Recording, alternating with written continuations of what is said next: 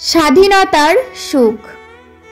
বাবুই পাখিরে ডাকি বলেছে চড়াই, কুঁড়ে ঘরে থাকি করো শিল্পের বড়াই। আমি থাকি মহা সুখে অট্টালিকা পড়ে, তুমি কত কষ্ট পাও রোদ বৃষ্টি ঝড়ে। বাবুই হাসিয়া কহে, সন্দেহ কি তাই, কষ্ট পাই তবু থাকি নিজের বাসায়। পাকা হোক তবু ভাই পরেরও বাসা, নিজে হাতে গড়া মোর কাঁচা ঘর খাসা। আমাদের দেশ ভারত 15ই আগস্ট 1947 সালে স্বাধীনতা অর্জন করে।